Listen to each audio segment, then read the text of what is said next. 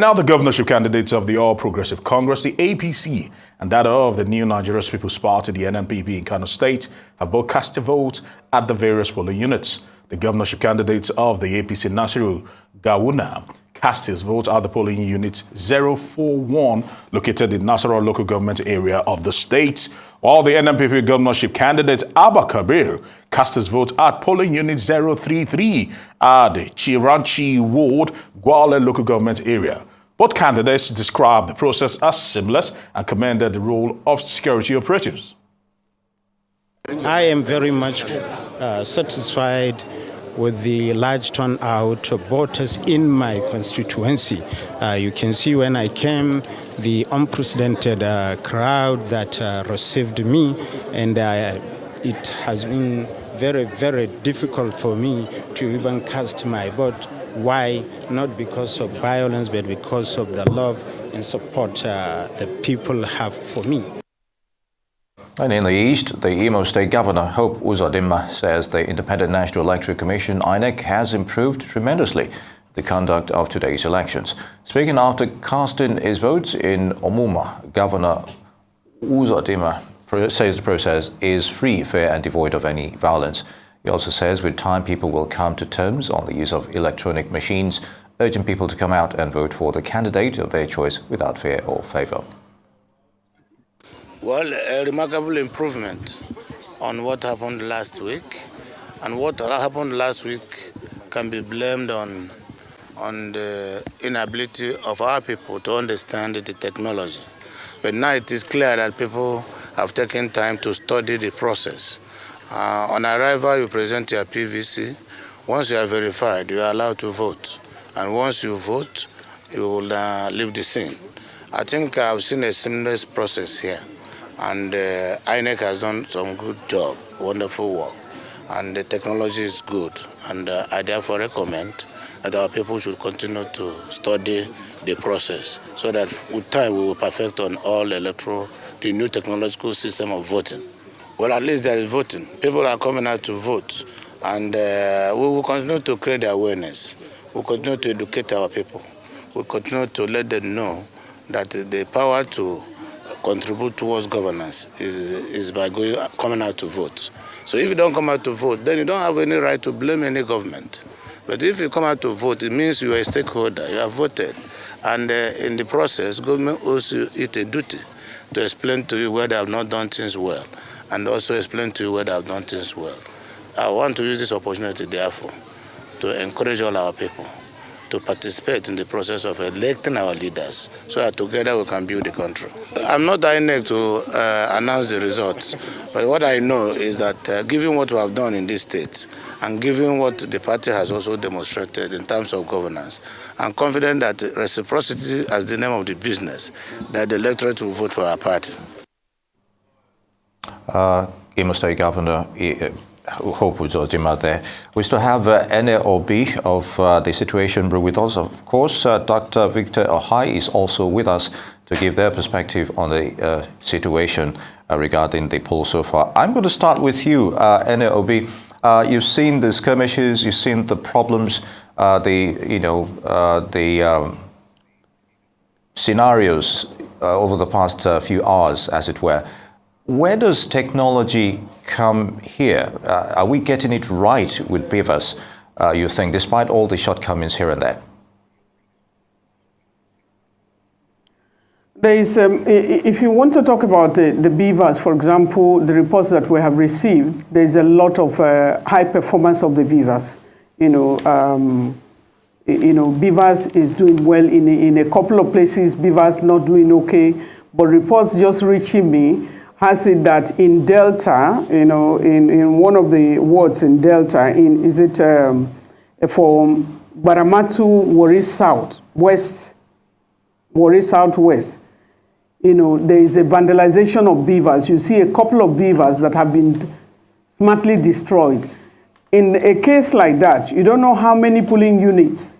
How were they able to intercept many beavers like that they had destroyed? We have the pictures coming from observers at that level, and you are seeing a lot of them. This is meant for the governorship election that is going on in Delta, and also the houses of assembly, you see a lot of destruction. We have received reports of, beavers either being taken away, and a few, we are going to come up with the data, to support that environment. Where you see we raise the radar, because the massive report we are getting from Lagos is very disheartening, and the report we are getting also from Rivers. I saw the governor there, things look so easy and all of that. We had a lot of protests. We also had some of the opposition, stating that they made a complaint to the police yesterday. They didn't take them seriously.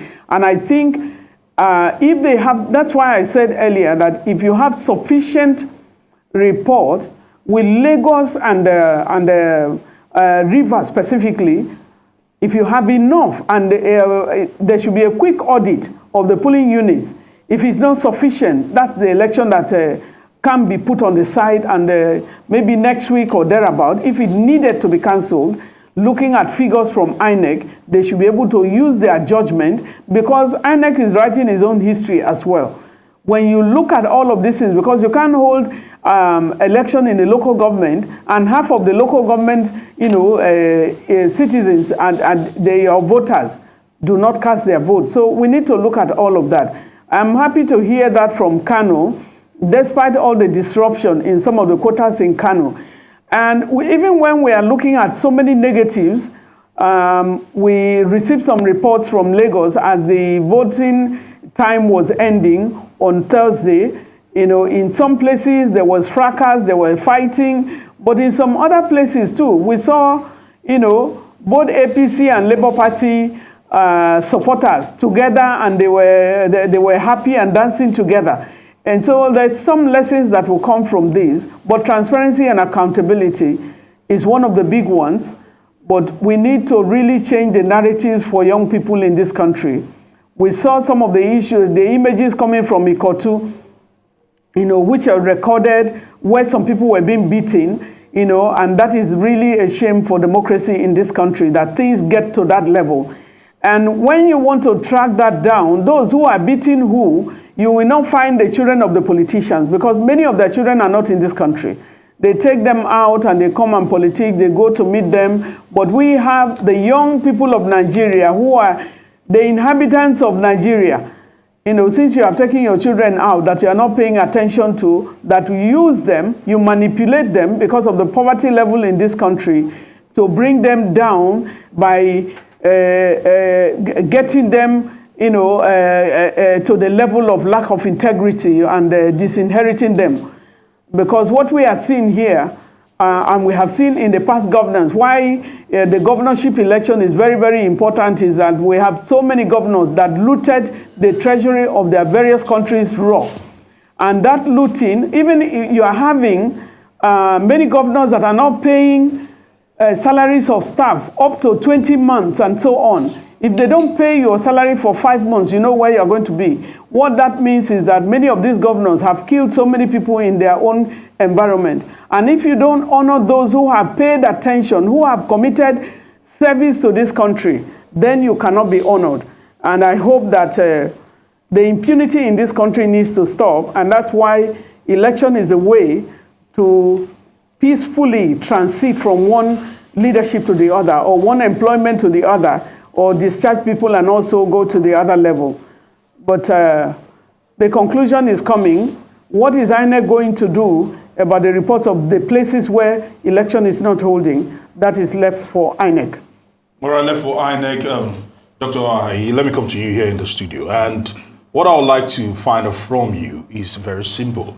You've heard NS speak about INEC and the legacy they're leaving behind, and how posterity might likely remember them.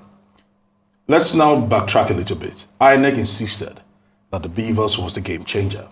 It was the level playing field for every electorate going into the 2023 general elections. Right now, confidence is very low. But talk to me, as it stands right now, where we find ourselves, is it a failure of the system to probably administer the whole process? Or are we just not there yet as a people to be able to see such a device and such a technology level the playing field for everyone that wants to vote and actually probably cast their franchise? Thank you very much for that question. Remind me, I'm not too sure, but I don't know if it is part of this, part of Nigeria. I also don't know if Osun is part of Nigeria. Yes, they are. And what's the other state again now? Where the INEC, the Beavers rather, was tested. That's what changed our perception and gave us hope that finally a technological Daniel is come to judgment, in a manner of speaking. Okay? So INEC has had time to test this. And the Beavers, as a technology, there's nothing wrong with it. What's the process? Simple. You come, you are accredited. One, what does that remove? Fake and fictitious voters, so you get the actual number of people that came, and they must match what's on the voters register. So that takes care of something in the process. Okay? Now these people go, they vote. The results are then collated, and then the picture taken, and real time, supposedly, this is supposed to be sent to the IREV. At that end, as it goes, so it therefore means that this immediately, this result is taken there, and then there is nothing in between to, disrupt or to change the process. In a normal society, and indeed, like I said, it worked. We saw it work in these states before now. This should be perfectly okay. But what has simply happened here is, whether it is for convenience or whatever, INEC suddenly is, and take note, I listened first to the president and the reassurance he gave us about wanting a peaceful, transparent election, and he encouraged everyone to go and vote. I listened to the INEC chairman speak and reassure Nigerians that the process was going to be seamless, perfect, and something that we would be proud of at the end of the day. But what has happened simply now is you find situations where the human element comes in. And where does it come in? One, materials are not taken there when they're supposed to be taken. And note, INEC has all the money it needs, because that's the budget is delivered to them like 100%, unlike other parastatals. So there's no excuse in terms of whether money or logistics or any of that, because they're empowered. Okay? Now, and then you find a situation now where beavers that you've had with you all this while that should be tested, configured before you even leave. I expect that they have IT persons and that these things will be tested before you deploy. Suddenly begin to hear that these things are not working and all that. Not to just cut you short, but yes. The Minister of Works and Housing, Babatunde Rajifashola, yes, paraphrasing what he said, is yes. that we seem to be making light of the fact that the tax is enormous. The square meter that INEC would have to cover the cost of this election is huge. And putting in the complexity of also trying to navigate the nooks and crannies of this whole nation. Just play the devil advocate. I have an answer. Yes. For this. He has just said that we are not giving we're not giving latitude to INEC for trying as much as they can to be able to deliver a free, fair, and credible election. Now I'll tell you why that logic or that argument will fall flat. The reason is simple. At the top of the, whether you call it pyramid or hierarchy or whatever it is, Mahmoud. Below him, you have the commissioners at the various states. So he gives an instruction. At that level, everybody is micromanaging.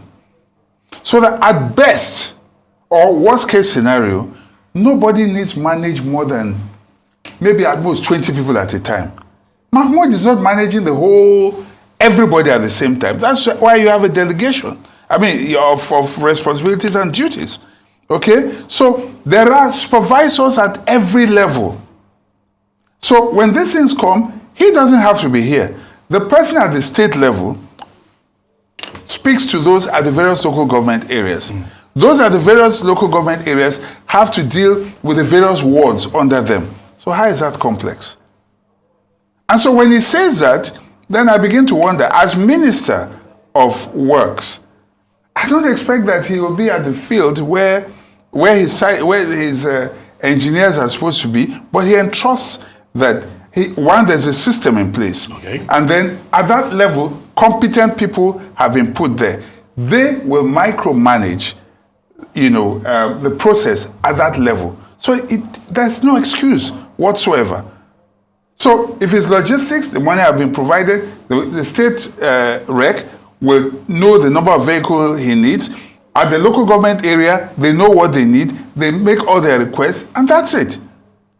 So it's not, no matter how complex it is, it's simple project management, and it's also about management. That's why he's there, to make sure that the process works. That's why he's been given resident electoral commissioners and at all levels as well. So that logic falls, on his head. It's not terrible. Victor, if I may digress a little. Earlier on, just before we came on, we're talking about the issue of the impact incendiary comments, has on voter choice, and to a large extent, we know, one or two things happened in Lagos, and certain individuals were making comments that, were quite, maybe what we're seeing now could be the outcome. We don't know for sure. We don't have evidence to that.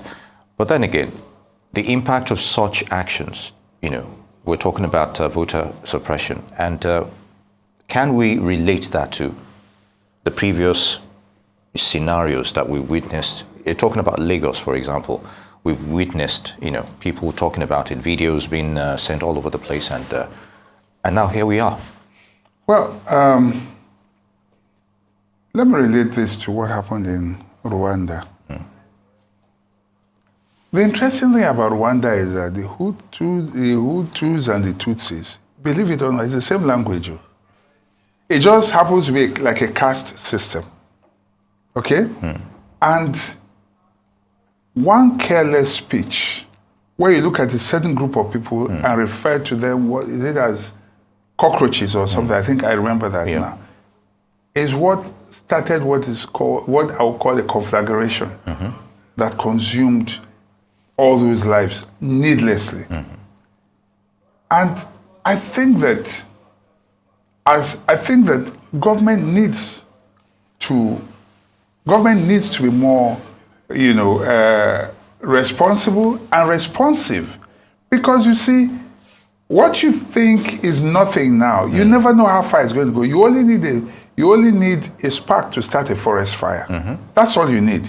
If you notice, when the Arab Spring started in Tunisia with just the bread riots. Okay, Dr. Ahi, please, just permit us to actually just get to this breaking news. It's actually just reaching our decks right now. And that is the fact that news just reaching us here at Arise News is that Arise crew were attacked at around the Elegushi Palace of Lagos State. All the crew's camera and drones were seized. Our correspondent and his cameraman were bruised, and the team prevented from taking their leave. As we speak, the situation is still very dicey, although a call has been made to the police force to deploy a rescue team. The Commissioner of Police in Lagos State has also been contacted and said that he would swing into action. All right. Okay, so let's just take this breaking news coming in again. So now let's tell you that at the moment, the news reaching us is the fact that Arise crew were attacked around Elegushi Palace of Lagos State. While the crew and cameramen and their drones were seized, our correspondent and his cameraman were bruised, and the team were prevented from taking their leave from the vicinity. As we speak, the situation is still very dicey, although a call has been made to the police to deploy a rescue team. And the Commissioner of Police in Lagos State has also been contacted and said he will swing into action.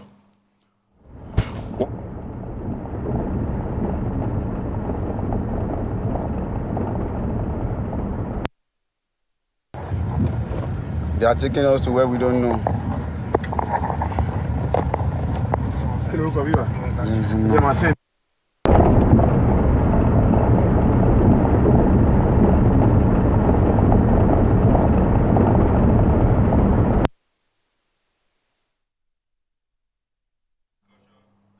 And of course, Arise News crew being attacked there. That's our cameraman, Aokbe. And of course, I can see a policeman with the drone that was seized earlier. I guess probably that has been retrieved in the hands of that policeman and in the hands of... Okay, we have information that it hasn't been retrieved so far. And we're appealing for the security personnel, the authorities to get involved and hopefully get our crew out of that current scenario. And earlier we were talking about this issue. Okay, all right, we still have NAOB of the Situation Room in Abuja. NA, what are your thoughts on this? Our crew was attacked in Ikate Legushi area of Lagos State, and we're witnessing this. Moments ago we spoke with them, and just barely a few moments later we're having this scenario. I'd like your thoughts on not only voter suppression but attacks on the press as well. This is very, very sad, very, very sad. When we issued a press statement yesterday, we talked about the protection of the press, the protection of all journalists that are covering, the election and the voters themselves, and to have this emitted to journalists is very, very sad. We had earlier in the day, I think, a similar issue occurred with Channel's reporters as well, and they had to call in the army. And so what is going on is not just about swinging into the into something and rescuing this personnel. Something should be done immediately because the location is known. And where are the police people? We're talking about the police environment. Lagos is a place where people are issuing threats and nobody is arrested. And I hope that they are seeing the consequences of what is happening. So they need to rescue them and rescue them fast. And we need the details of what is going on in Lagos, and the life of journalists cannot be jeopardized. It's very, very sad how we look at, life, the quality of life for Nigerians. All right, just going to watch it means transparency and accountability is not maintained, because if everything is open, the press should have free access to everywhere. They are one of the heroes of this election, because when you look at voter education, a lot of voter education was not done, either by INEC, by political parties, by National Orientation Agency, and other people. The press are the ones that have been carrying on what is happening in Nigeria around this election. This is very, very sad. And we will hold the political actors and also the security agencies accountable. Where are the security agencies that were supposed to be manning that environment, and then the periphery, the monitors, where are the roving monitors? This is why they are giving room, and we say there is a compromise somewhere. Or is it you leave some people open and volatile to endanger people's lives? What of the police people that were, or the security agencies that were supposed to be there? What is going on? All right, let's come to you. We have to hold people accountable. Okay, let's come to Dr. Oha here in the studio, because the reason why we mentioned this is, let's start it off on the basis of the fact that some 3 days ago, all right, Oba Saheed, talking about Legushi, actually made a pronouncement that an Oro festival will be conducted from Wednesday into Saturday, and non-indigenous women should probably stay away for their own safety. We've seen these things, we've seen threats upon threats are being issued. And on the 25th of February, during the presidential election, that same particular polling unit, that same Obas Palace, we saw people get attacked. We saw vandalization of INEC materials, sensitive materials. And this is happening again. What do you make of all that has happened within this particular community, and what the police has probably not done to ensure that things like this do not repeat itself? When I saw Oba at that polling unit, I have to be honest, I was worried, And two things played out. The Igbo man who spoke there said, all is fine. And then the Yoruba lady who spoke said, all is not exactly fine. I don't know if you recall. Yeah. And I was wondering, I said, who's telling the truth? Is there something that we're not hearing? But I couldn't comment at that time because we're like editorializing their comments. So I think that the security person, the security agencies ought to have known that that is a potential Flashpoint. Flashpoint, exactly. Yes. And they ought to have deployed, their men to that place. So what we saw was, as you can see now, obviously, after the benefit of the fact now, is that it was the peace of a graveyard, which means all is well as long as all goes well in favor, The quiet before exactly. the storm. But if the results are not what they expect, then mayhem will be let loose. And I suspect that is what may have happened here. And I will hold no other person but the security forces responsible because they had an adequate warning. And I don't see why, the issue of Oro, yes, you may say traditional, all that, but I expected a bit of discretion. A lot of, when you know there's election. What about the role of the police in all of this? Because pictures that are just emanating that we've seen there, this particular policeman handling a drone equipment that belongs to Arise News. And the question will be asked, what is the role of the police in ensuring that not just the fourth estate of the realm being protected, but also the people? Because if he is handling the drone equipment, the question is, what is he even doing with the drone equipment? And reports reaching us from what we actually learned from our guys in the field, were that they were stopped and their equipments were seized. That means the police had a hand in this. Well, it may be too early to say yet whether they had a hand in it or not, but sometimes you can be complicit either directly or indirectly, because there really is no point. It means if things got to that point, it means the police were not very far away. It needn't have degenerated. Unless, of course, it was convenient to fold their arms and watch this go on. And you want to ask yourself, how did it get into their hands? If you remember, Victor, when I asked the question regarding coming from the experience we had about Ikate Legushi, especially in front of that palace, the presidential, I was a little bit worried that, okay, fine, like you said, there ought to be at least more police presence. The last one we heard was they came after. There was a skirmish there. We saw the army placed one of their vehicles there, and of course, at the end of the day, beyond even Elegushi, where Tokunbo Oyetunji was also reporting at Okota. And of course, that was the same scenario. Exactly. Because that region has always witnessed some kind of volatility, as it were. When you have that experience, why not prepare and have more security presence there? Unless, at least to sway the minds of the electorate. Unless it's convenient to look away. Unless it is convenient to look away. See, because there is no excuse. There's absolutely no excuse. I would not excuse the Commissioner of Police. I would not excuse the DPO. I would not excuse any of those responsible, because these are places that we know.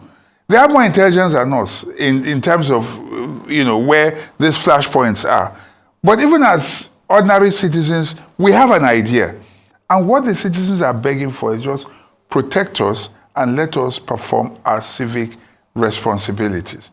Simple. And then we go back home. But that's not what's happening in this case. And so it is sad. If we do not have the media, and this is one that really concerns me now, without the media, we will be completely disenfranchised. It's not just by vote, because this information, the media has helped many people to be able to vote now, because information is being brought, to the public space, and then we're seeing it, and we expect, okay, do something here and there and there. And if you shut down the media, it's not different from closing down the station, really. It's not just peculiar to Arise. It happened to, channels also, somewhere around, this morning, one of their correspondents, and I'm wondering where else, which other station, or which other, TV stations this is happening to. And what it simply means now is no longer about voter suppression anymore, but media suppression. Because it therefore means that what the message is now is if you care for your life, if you care about your life, shut up and point your camera the other way. Is that what we really need at a time like this? The fourth estate of the realm is the conscience of the last hope and the voice of the people. Yeah. If it's shut down, I'm wondering. And that's what's happening now. All right, so just to clarify, because the Arise team were actually attacked in front of the palace, the polling unit in front of the palace. But let me bring this back to Ene. Some will say, looking at reports always being pushed out by Transparency International in terms of media suppression, Nigeria is not faring very well. Nigeria always are the lower rung of that particular list. Looking at this, how do we ensure that the fourth estate of the realm are protected to be able to carry out their duties without any fear? I think when you are looking at what is going on right now, it shows you the nakedness of the system. It shows you that if the media that comes to just cover people and comes to tell the truth about what is going on is violated the way they are, then you can tell about those who are voting in any of the polling units. The level of suppression that the voters are going to encounter, and they are telling the media not to tell the story, is something else. Because the media is, even in a sense, protecting the people by telling the truth about what is going on at every polling unit. And that's why when you look at what is happening, this morning we had, there was a video that was running around, and we're trying to track it down, and that video was coming from Aguda, where INEC officials were stating boldly that they will not upload, that they will only upload at the racks. This has been in Aguda, Surulere, in Lagos, that they are not going to upload until racks. So, and the INEC chairman says every polling unit must upload at the right from the polling unit. That is one of the things that is in INEC guideline, that as soon as you have completed the voting, you go into, look at your result sheet, you are able to fill it up, and then, give the party agents their own copies. And so these people they don't want to put transparency and accountability as an issue. They don't want to be accountable. They want power by force, and now they are putting this. When you have even the Constitution of Nigeria is bigger than any tradition or culture in Nigeria. And when there is going to be any cultural issue that is on a day of where Nigeria say this day is supreme to us, this day should be kept for the people of Nigeria, and then you go ahead. So many things have come up. You asked a question earlier about the beavers and the performance and what have you. We are looking at what the beavers, we have always interacted. We monitored all the elections, the all-cycle elections with the media. There was a lot by the media before we even get out. Some of the observers, before we go out, the media is out already, telling people to come out, telling people to also show them that the queue is on and people are voting and you are encouraged to go out and vote. And so what is the crime of the journalists at this time? What is the crime of the media when they talk and then you shut them up? We went into Anambra. Anambra election was one dangerous election, but your crew and everybody, they were out there. And they were able to show Nigerians that this can be done. We went in from that election. From Anambra, we came to FCT, where the beavers performed very badly. And the performance of the beavers was not because beavers did not perform. Human beings are the ones that are operating the beavers. The morning of the election, so many people were withdrawn and new people were hired, and that led to issues. And then we went to Ekiti. We monitored the election, we observed the election with the journalists who showed what happened there and gave kudos that, beavers performed more than 85%, and some of the areas too, because the advantage of the Nigerian Civil Society Situation Room is to look at issues and escalate the issues to INEC, because we had a wonderful relationship up until the National Assembly, the presidential and National Assembly election, where they made promises that the technology, and I think my colleague here in the studio in Lagos pointed out earlier that the money that was required by INEC was given to them to develop the technology, to upgrade the technology from a card reader now to beavers, which we have beavers will perform the magic and all of that. And you turn your eye, just like we are talking about now, by sidelining the media. It means they should not tell the truth. They should not go and witness what is happening.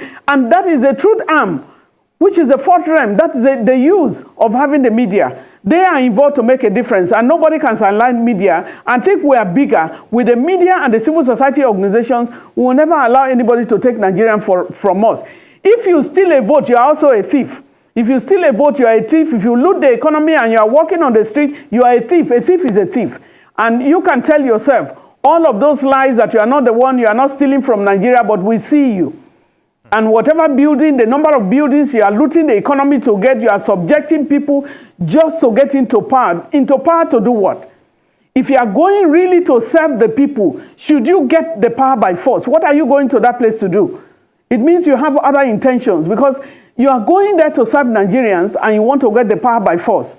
It's very sad what is happening when you bring Okwe's face, each time my heart bleeds along with him. And we should have graduated over this. And I think we have to hold the police responsible. Like my colleague pointed out there, the police must take responsibility. We have the flashpoints. The police have always known where the flashpoints are, and they should be held accountable for anybody who is injured in this election, or any other thing that is responsible, and they should rescue these gentlemen and ladies, whoever, the journalists that are in the field to cover this election. They must be accorded the respect. And I hope they treat him very quickly to bring peace to them and also recover their equipment as well. Very sad indeed. Indeed, thank you very much on that. Now, Victor, would you say we missed the signs? Because obviously something was brewing. It's one thing to have comments being made, incendiary in whatever form, in whatever guise, and it's actually coming into fruition. We can't actually point to, oh, this is the person that actually did this, but it's been, it's coming into place. Mm-hmm. So in that regard, the signs were there, obviously. But did we do enough to act on them? She was talking about the issue of, being proactive with the security forces and everything. But I've often said this when it comes to intelligence report. Do we even actually make optimal use of it, even beyond election scenarios? A lot depends on who it is favoring. If you're in power and people are going about doing things that are in your favor, even if illegally, you just turn a blind eye. And that's what's happening. We obviously didn't miss the signs. The signs were always there. Red flags, very, very red.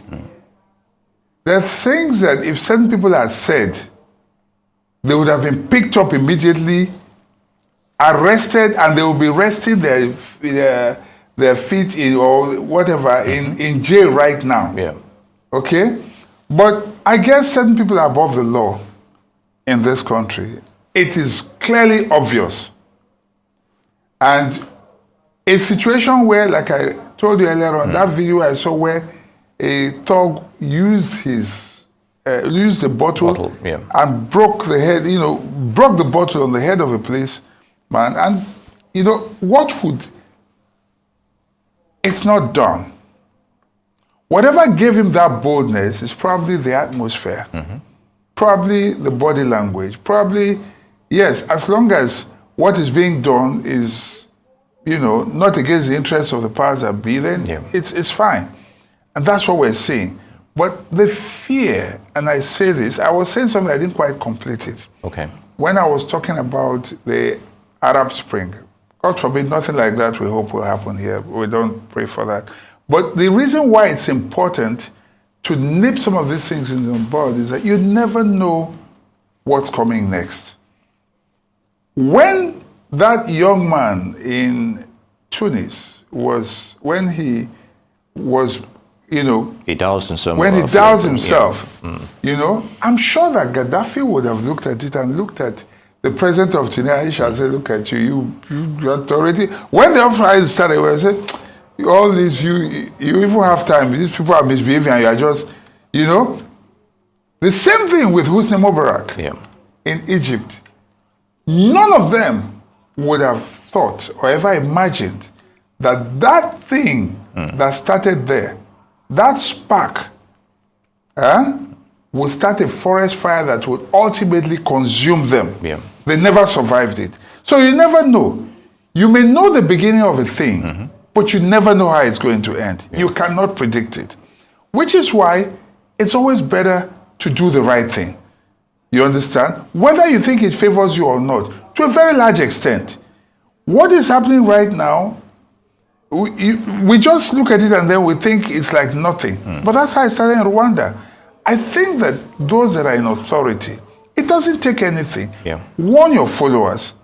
Do what you have to do, but these incendiary statements must be checked. And they must be seen to be speaking against it. Otherwise, they are complicit, implicitly or otherwise. You must speak against it. I would expect that by now, what has happened to Adeoye should be condemned immediately. A press statement should have been released to show that the government is not in support of what's going on. I don't know how long that statement will come out, but I do hope that they will do that. I do hope that all those, because they're watching. Yeah. They're watching the station, they're watching all the stations. I expect them to make phone calls. I expect them to address these issues and these matters. But we'll have to wait and see. At the end of the day, whatever happens tells us in what direction, they're headed, and whatever they tolerate is obviously their state of mind. That's what I can say for now. All right, I want to cross over to Ene in Abuja, and I would like to ask a very straight question, and I will need a very straight answer from you. You spoke about people, or especially politicians, trying to take mandates by force. There's this popular saying that always goes around, that my vote does not count. That is what some people say. Talk to us about the veracity of that statement vis-a-vis what we have seen play out throughout the course of this 2023 general elections. Well, you want to take it before the 2023 general election, even the elections in the past. I remember when we want to talk about even 2007 or going down to the election that brought the return of of democratic rule in Nigeria, a lot of people were used to ballot snatching, on the way, and then they do thumb printing and so on and so forth. And so many of my friends will not go for voting. And the reasons why they are not going is because they feel their votes don't count. And a friend of mine will say, why do I have to vote when my vote has already been counted? And when we go out of the country, a lot of gist about us to say Nigerians, their votes are counted before the voting itself.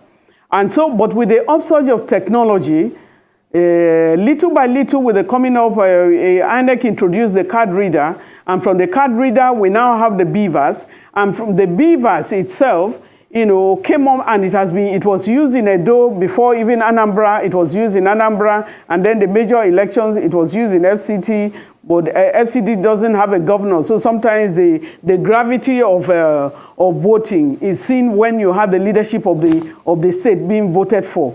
And so it was used in Ekiti, and then Oshun. And like the analysts here, in your studio also brought out, is that, we had high hopes. People started to believe again.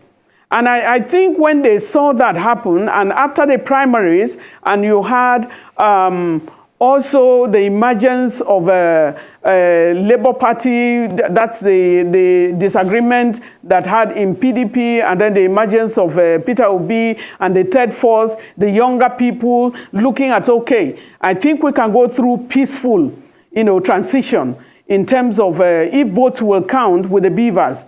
And the way it was used brought hope again to Nigerians. And then we were going into the 2023 national, the presidential and National Assembly election with the hopes, with the whole of the 2023 general election, that technology will be the game changer. And the promises that were done by INEC. And so the young people, during the continuous voter registration process, the young people looked at it, they said, if my votes will count, then I have to go. They were on Twitter. There was a Twitter storm about the young people going to vote again. And we said, there is no voting that is happening on Twitter. Voting is happening on ground. You've got to get your PVC. And so we had a storm. If you go to Tafawa Balewa Square, the continuous voter registration, you see a lot of registration going on. INEC responded by bringing so many machines into Tafawa Balewa Square and so many other environments. Some people still feel denied today because they wanted to be part of this election, because they're beginning to believe again. And for us, in the civil society, we were quite excited because it means they are beginning to trust the system again. There is a trust deficit in the whole of the system, in governance in Nigeria. And so people were beginning to believe, and they were going in. And that's why we were calling for the extension of the continuous voter registration, because more than 10 million Nigerians were unable to complete their registration. And what INEC quickly will tell you is people were supposed to have been registered. It continued for 1 year. People were careless about it. Many months, you had nobody at the station trying to register. And so why now at the last minute? Because that's what Nigeria used to do. But when you come back to it, you said they were not trusting. And we were communicating with INEC then that the fact that they want to register, they want their PVCs, it means you should encourage them because they're beginning to believe in you. And so, and now this is a generation of technology where a lot of young people are involved in looking at what is happening, and they are going in for this election. And so many young people collected their PVCs. So many people were denied because of suppression also in some quarters, while a number of enthusiastic Nigerians went to collect their PVCs.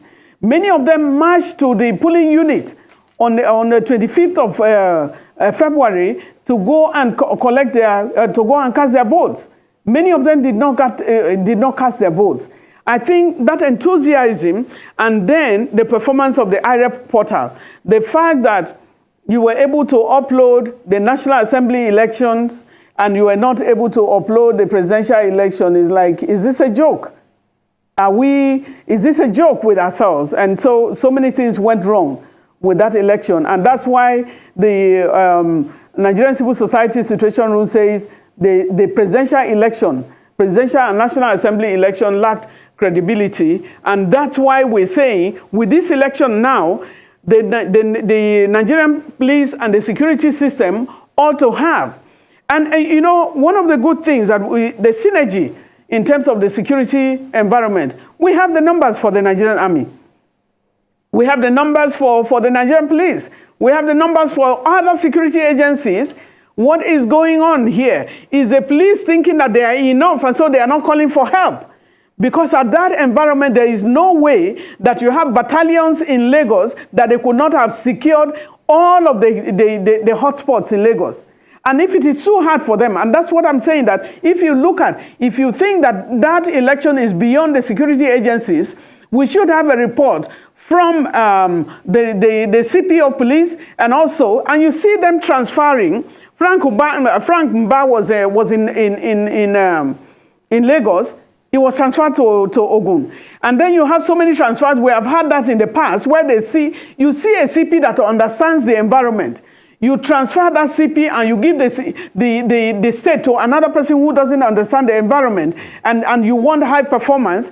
And maybe they understand the environment, but you put people that can be compromised. Because in this environment, how can you not say something that has been, because earlier in the day we reported, there was a report of the attack for Channels television crew, and now we have Arise, and how many more that we have not heard of? And how many people cannot get their stories out? And who has the responsibility? We have to hold some people accountable because they are meant to take decisions to protect lives and property, and they should be held accountable. We have Kwande local government in Benue. We are hearing that the reports reaching us that no election is holding in that environment because the voting materials were taken to another environment. I hope that INEC is listening to this and knowing that no election is going on, and our observers are on ground and say no election is going on in that local government. Are there other local governments across the country where election is not holding? These are the accountabilities. But what is going on with the journalists right now? Some people have to be held accountable. All the hotspots are known to the security agencies, and they ought to have prepared. We saw what happened in Lagos, on the 25th of February. Certain things should not happen again, and this should not happen. Well, let's not shed blood, where blood should not be shed, and no blood should be shed at all in an election. And we are trying to deepen democracy. We hope that before this evening, we will see more uploads. So a lot of upload was being done, but whether it's a real transparent election, because that's it now. Look at the blood of a journalist being shed because they want to cover. Because we're receiving reports as well of some of the polling units, the papers being set ablaze.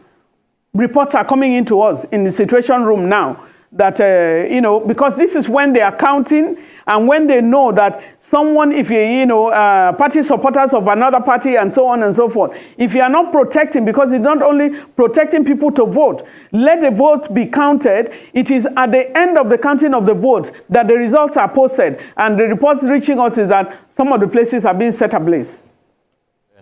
Now, Victor, I'd like to take you back to the prospects for cancellation of votes, especially in conflict areas. And we're seeing such scenarios in this regard. How does that impact overall on the elections?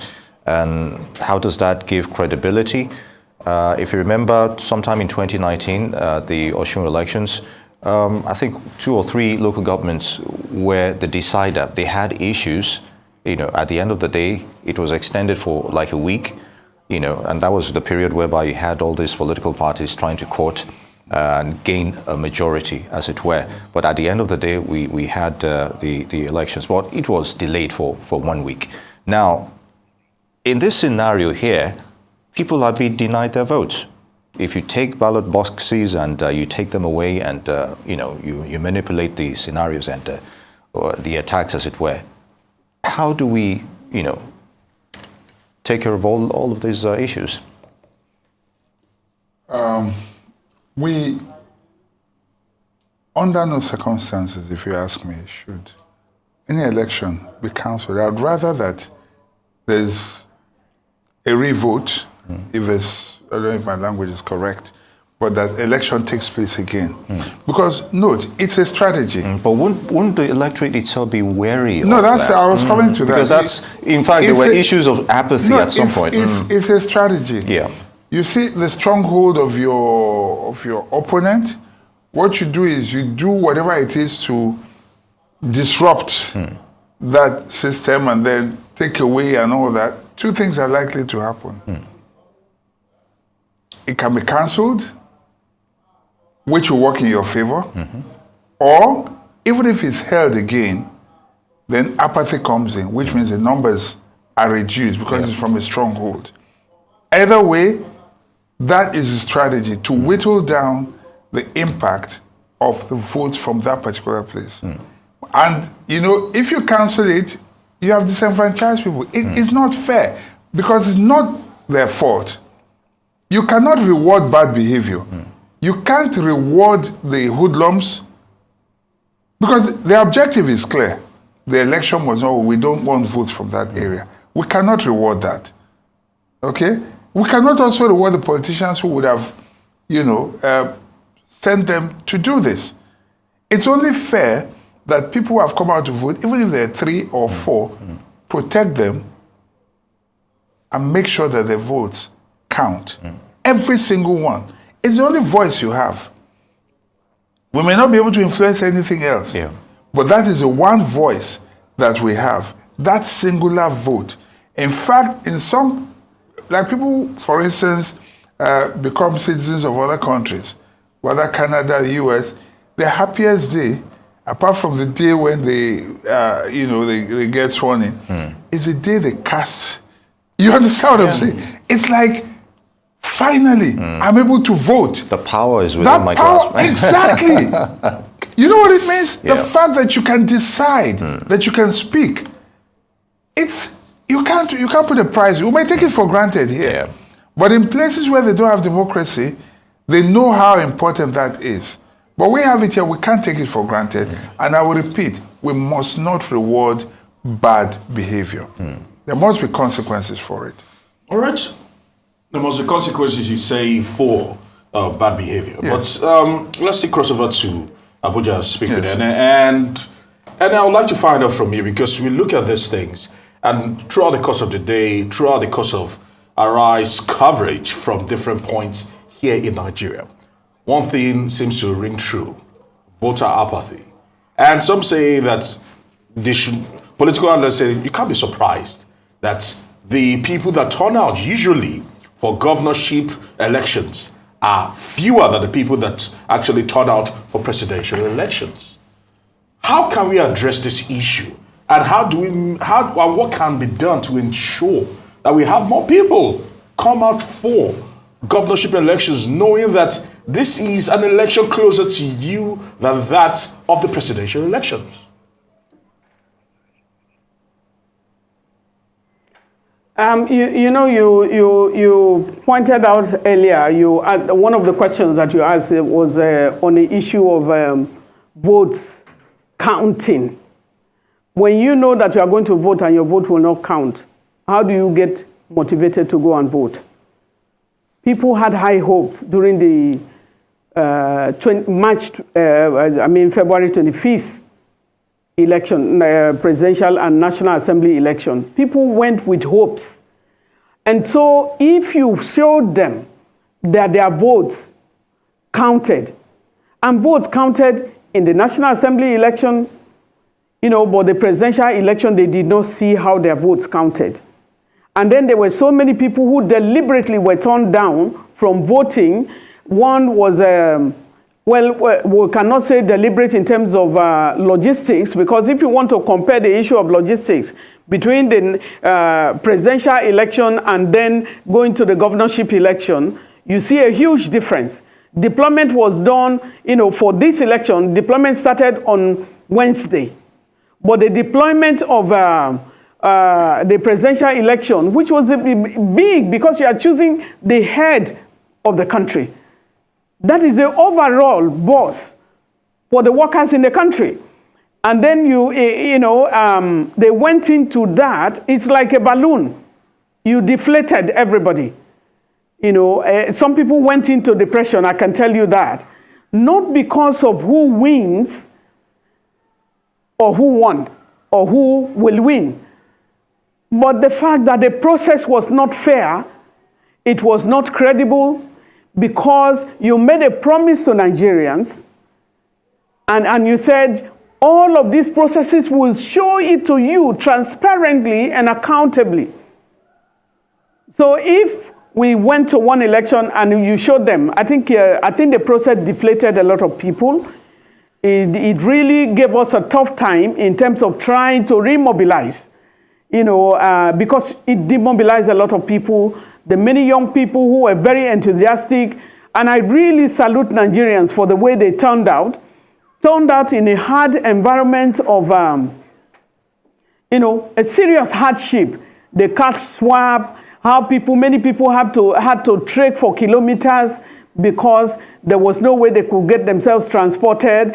A lot of Nigerians were disenfranchised because they couldn't move themselves from one place to the other. But the Nigerians who had the PVCs for the different polling units within their own environment were able to troop out. How many of them voted at the end of the day? I think many of them felt they were not taking them for granted. At least this time, polling units opened early. We had only 30% of the polling units on the presidential election and National Assembly election day turning out at 8:30. Here, from our own, observers, we had 80% turned out early. But we had, it was 70% that went out of that radar, and so we need to look at how do you remobilize people? why some of the things happening now is because of the issue of vote buying. Now you can no longer snatch ballot boxes, and so you are moving around the place. And we realized from Anambra election, we're going into Ekiti election, there was a lot of vote buying. Going to Osun election, vote buying calmed down. Now there was a lot of move by so many people, the agencies, DSS, EFCC and ICPC, a lot of them are out and have given their numbers out and said, if you found vote buying anywhere, send it to this number and all of that. And they have made some arrests. I hope that the impunity with which people are recklessly handling our administration needs to stop, and anybody who is found wanting should be arrested and punished. Nobody is above the law. Everybody is equal before the law. And what we are doing is segregation of this, of this level, and making sure that you can protect some people, but you can arrest some people, but nobody is above the law. And people should be reminded that all of us are equal in this world, because nobody is living this life alive, no matter how you have enjoyed. If you have 4 skeletons, you will not know who was a president before, who was a governor before, who was a common man, and who was who was this woman, what level, whether she suffered or not. All of you will turn to skeletons. And so we must look at issues of social justice together. We must work together to enrich this country, to sanitize this country, to deepen democracy, work together, men and women, boys and girls, young women and young men, and the young people of this country, because this is a younger population. And why the apathy? You see that over 62% of Nigerians are young people. There are so many first-time voters, and they came out on that day, and because of their high-tech level, they are watching and tweeting about what results is happening. Will they take INEC seriously again? And we are in an election today. We are watching the votes, and we hope that we see something even more positive. But what we are seeing now is that some of the hot spots were not tackled, and that's why we are calling, if you have to cancel a state election because you could not handle it for security, then let that election go just like the off-cycle election, or you conduct a by-election, or whatever you need to do. You need to right the wrong in this election. Indeed, as you said, we yearn for social justice. We'll be right back with you, Ene, after we take some tidbits. The Lagos State INEC Commissioner, Segun Agbaje, has announced that election in VGC will hold tomorrow, Sunday, March 19th, from 8:30 a.m. to 2:30 p.m. This was after reports of a distorted process in the early hours of the day, while voting was ongoing in other parts of the state. According to the commissioner, the polling units will remain at the original location, 8 in VGC Park and 2 in commercial area. Now, he added that the register and the attendance for each polling unit will be maintained, while new number tags will be issued on election day. All right, we told you earlier that a rice crew was attacked in front of the palace of a traditional ruler and staunch supporter of the All Progressive Congress, the APC, in Lagos State, Oba Elegushi Said. Now, the crew's gadgets were seized, while our correspondent and his cameraman were bruised, and the team were prevented from taking their leave. Meanwhile, the State Commissioner of Police promised to swing into action after Arise made a call to him. And right now, we can confirm to you that our crew, consisting of Oba Adeoye and Okpeyemi Adenihun, has been rescued and now at the Ilasa police station, where the police are investigating the incident.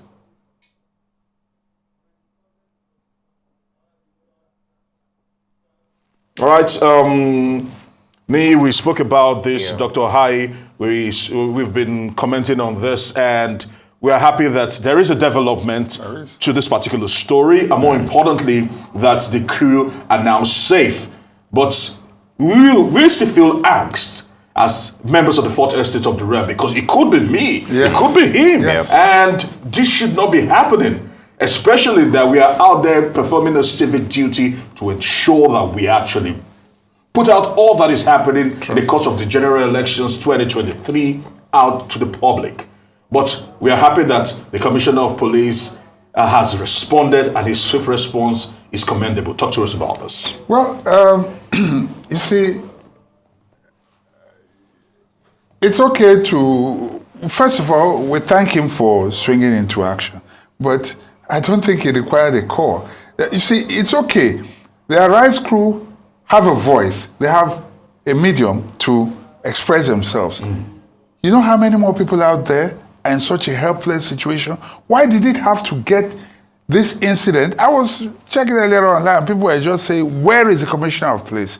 Where is the Commissioner? Commissioner, speak out. Where are you? The silence is so loud. Excuse my language. The silence is deafening. It had to take this incident. So Adeoye and the cameraman and probably driver had to be the sacrifice for, for the commissioner to actually come out of his comfort zone and begin to act. Why did it have to get to that? And it's happening all over the state. I'm happy that they're out, and I hope that, look at this. It's just not on. It's not right at all. This is pure assault. This is a shame. It should never have happened. Never. Journalists are only doing their job. They are not going there to give an opinion. All they're doing is pointing the camera at what is there, getting people's opinion, and reporting same. How is that a crime? Unless there are things we want to cover and things we don't want to come out. And why I find it a bit scandalous is the fact that, excuse my language there, is the fact that this is happening right in front of the palace of a father. But he has certain predilectives towards the ruling party in the state as we speak. I understand, and I'm picking my language very carefully. Everybody there, they're his children. They moved it from the other place to that place, ostensibly for safety. Was that not the report? So which means that under his canopy, under his protection, nothing like this should ever have happened.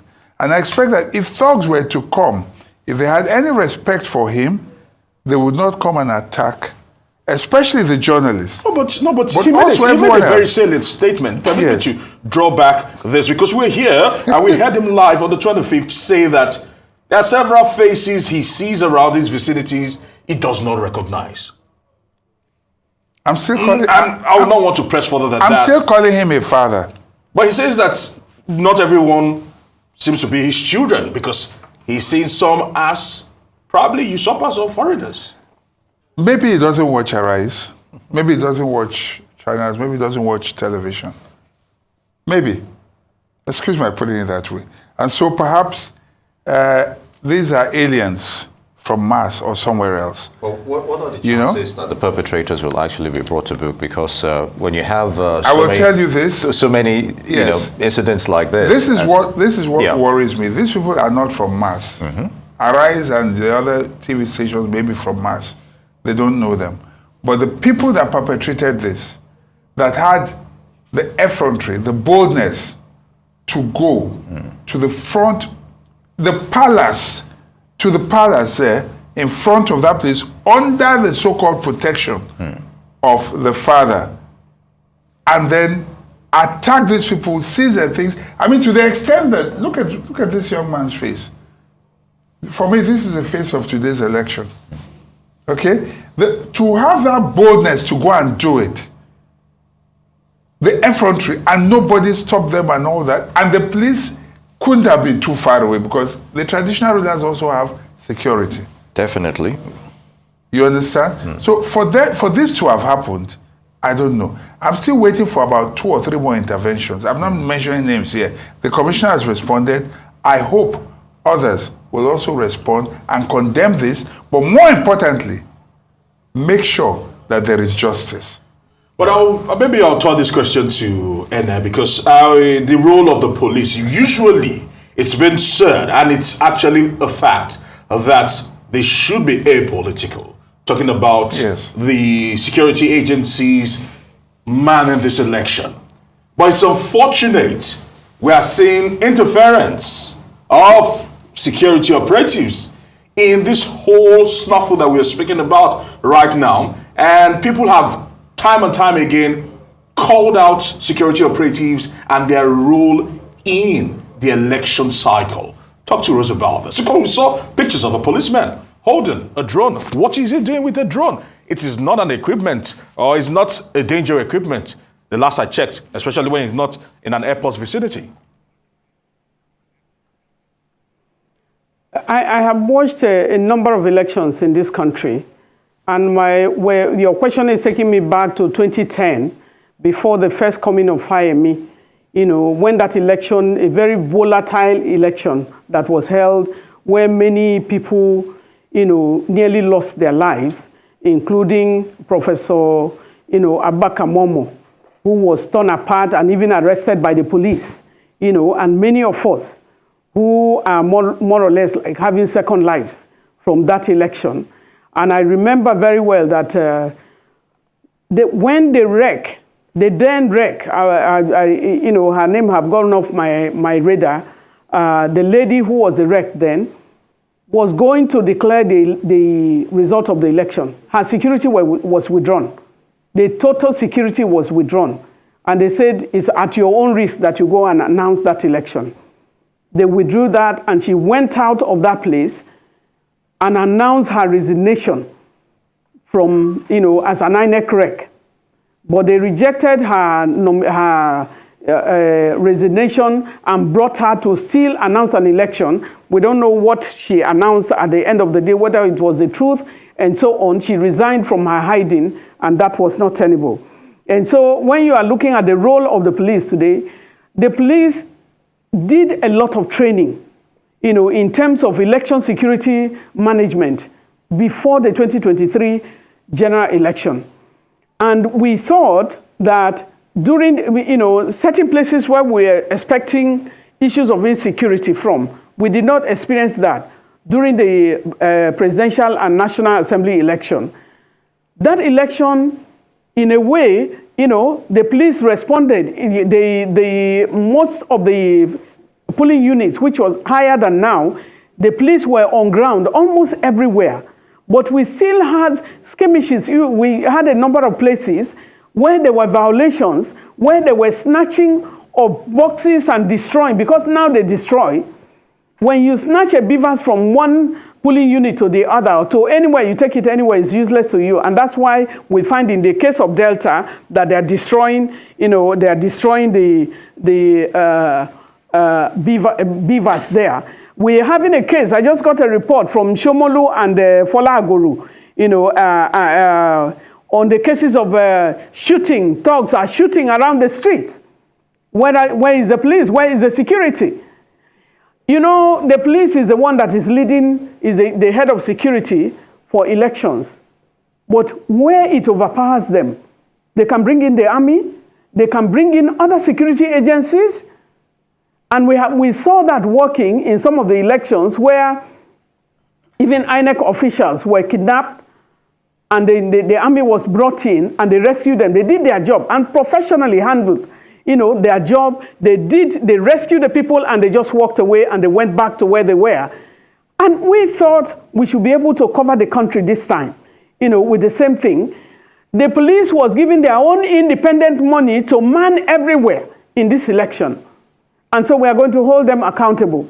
When you go to the hotspots in Lagos, we raise the flag. In our pre-assessment, a pre-election assessment, which we did and we shared with all the stakeholders, including the police and INEC, we noted Lagos as one of the hotspots. We noted Rivers. We noted Kano and some of the other areas as hotspots. And so we are holding them accountable because you ought to have deployed. You said you have enough men and personnel. The IGP assured us. And what we thought he would be focusing on is the hotspots normally. And I said that as an example, you know, when we were in Osun to observe the election there, the hotspots, you know, there were some bubbling places. We thought Osun was going to be one of the worst in terms of conflicts in elections. Osun turned out to be one of the most peaceful. Ekiti also had that cloud, but came out peaceful because the police knew the hotspots, despite some of the sporadic, you know, environment in some of the opposition holds. You know, we saw what happened in their own environment. And so I think we need to take our promises very seriously. We need to take accountability very seriously because money was given for transportation of the police to every polling unit. The men and materials were accompanied with the budgets, and these budgets were released. The money for police were released independently, and we were told, you know, we had issues, I think, in that of Anambra. The policemen, a number of them complained that they did not get their allowances on time. We had a meeting with the police, and we were promised that allowances would be given to the police force. And so, again, when you see the police turn away their eyes when something is going on, then you see that you say the police had been compromised because they were not supposed to. In a particular place during Anambra election, I saw a policeman that stood his ground and said nobody will go close to a voter once the voter has gone to cast the person's vote at the voting cubicle. And the voting cubicle establishes a kind of more secrecy this time than the one in 2019. And so, but the placement of the voting cubicle, we allow people to see it, those who are vote buying and so on and so forth. This can be prevented by the police. And we thought, we even commended the police during the presidential and the National Assembly election, and we said they should bring out the incidences that occurred in preparation for the governorship election. And so when this is happening again in front of the palace of Anoba, or, you know, where it was raised as a red flag, and there you have the protection of the journalists being further exposed in a way that they are not even allowing them, they cannot leave an environment. We saw they reported from that spot.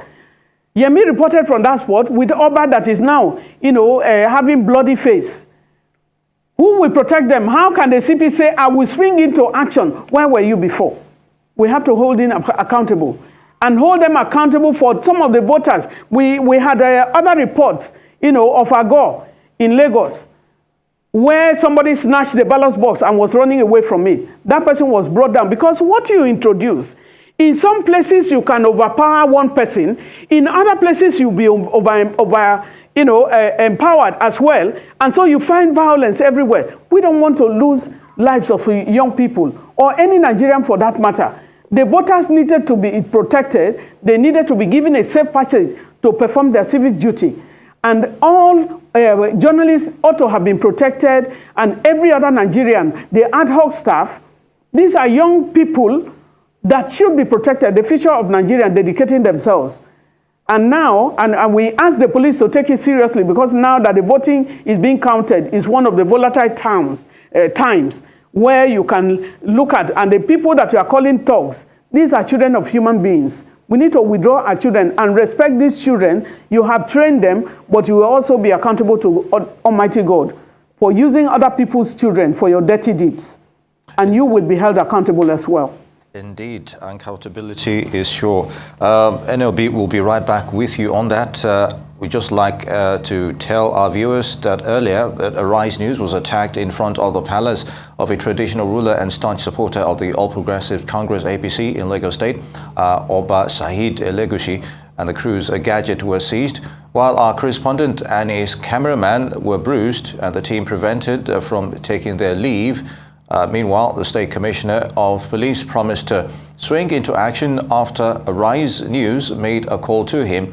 And right now, we can confirm to you that our crew, consisting of Obadioye, Opeyemi Adeniyi, and Yusuf Hassan, have been rescued and now at Ilaso Police Station, where the police are investigating that incident. Now, it was 1 hour journey to Ojo, the home base of Abdulaziz Olajide Adediro, the gubernatorial candidate of the People's Democratic Party. Now, the PDP candidate led the media crew to cast his vote at the polling unit 001, Osolu Secondary School in Irewa Town, Ojo.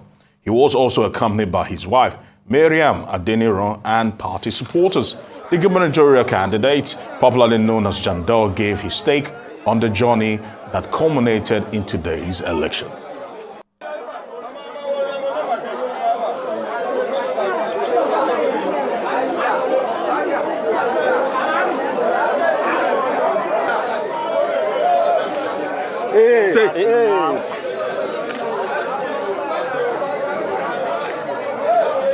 And we started this process years back. But to the glory of God, we've done everything as human beings. We've been consistent, we've been so focused. Over the years, we've been able to make that huge statement by making sure we're on the ballot. Now, leaving the rest to God and generality of Lagosians to decide. Before coming here, I took my time. If you can see, I'm casting my votes around past 11. That's because I had to look at what is happening everywhere and be sure of what to say when I get here. I've heard stories, from our situation room of harassment everywhere in Ikorodu, in Etiosa, here in Ojo, Limosho. I mean, it's widespread.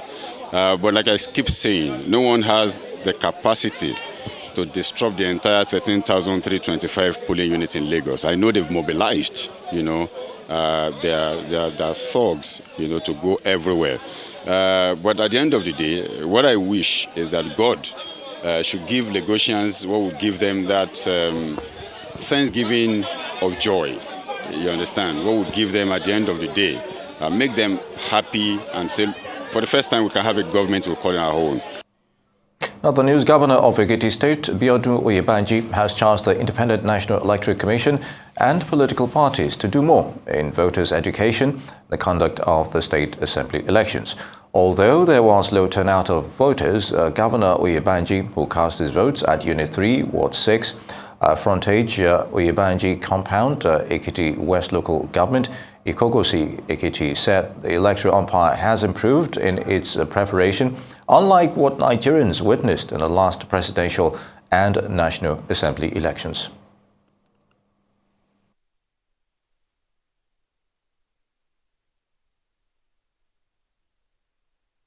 Well, a lot of factors might have been responsible for that. I've noticed that too. It's a work in progress. It's the duty of both INEC and political parties to do voters' mobilization.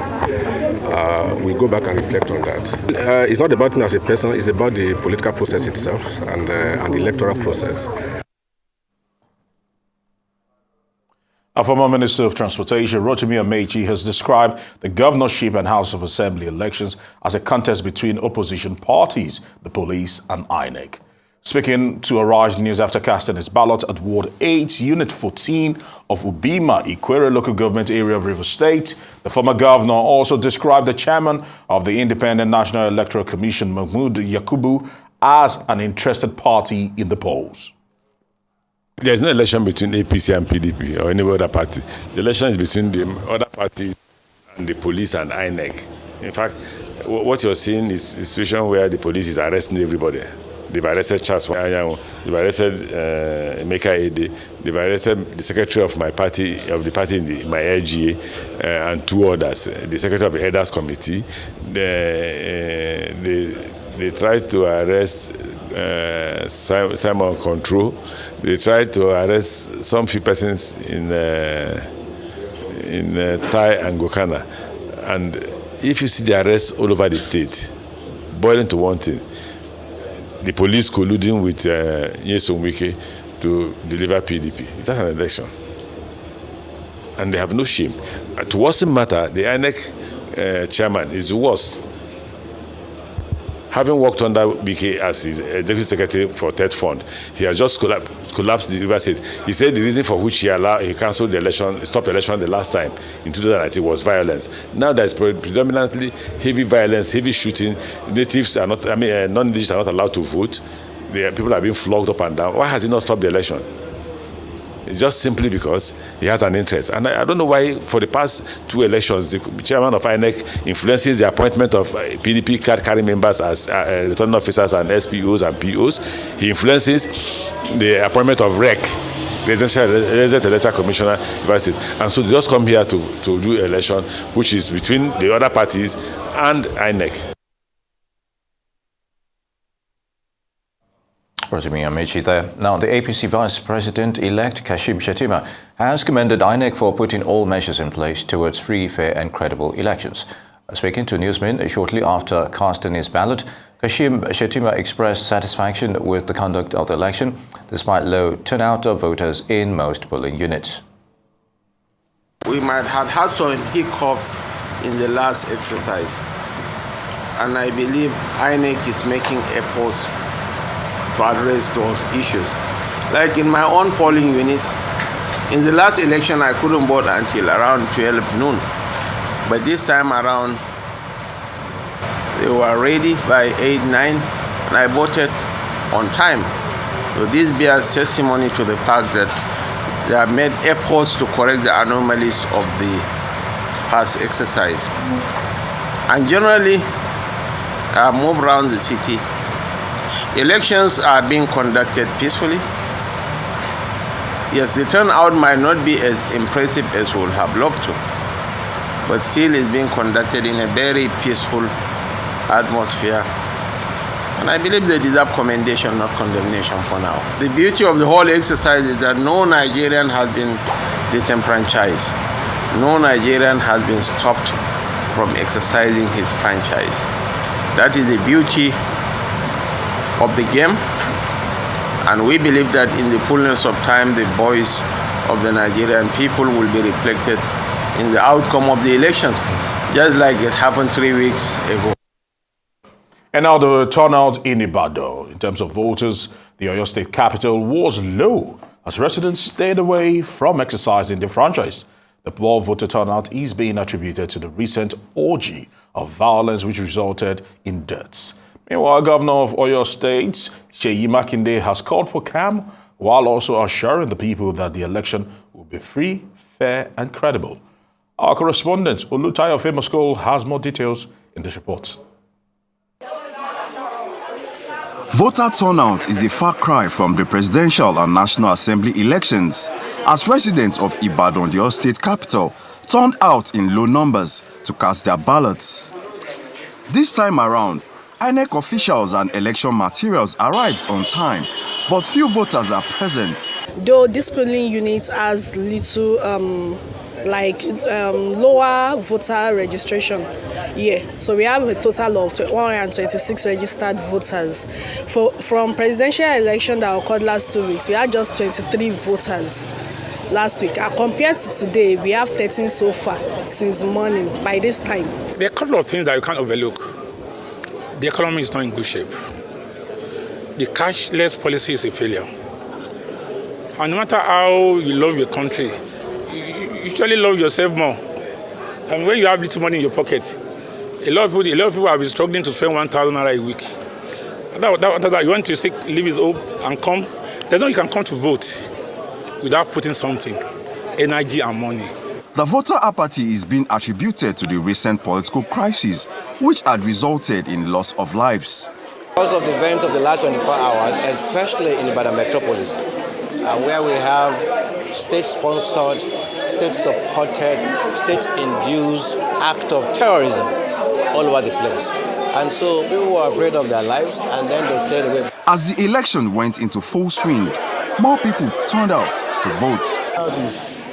Is very low, okay? But people are still trooping out. They are still coming out. We are still expecting more people to come and vote and do their civic rights. So everything is perfect. I'm voting at Ward 2, Unit 7, Southeast Local Government. I've been here around 7. In fact, I registered here some years back. I live in Son. You have to take down this money so that I can perform my civic right. And the assessment of the INEC and people around have been encouraging. No violence. They attended to the younger ones and the older ones, and everything is going on fine. Enthusiastic supporters are thronged the Ward 11, Unit 1 polling unit, where State Governor Seyi Makinde was expected to cast his vote. At exactly 10:45 a.m., the governor, in company with his wife, voted and he expressed confidence in the process. Well, I heard the turnout is not as high as expected, but now we're appealing to people, to come out. They were thinking there'll be security challenges, but from what our security agencies have put in place, I think we're good to go. So people should come out. Beavers are working. They did a very good job.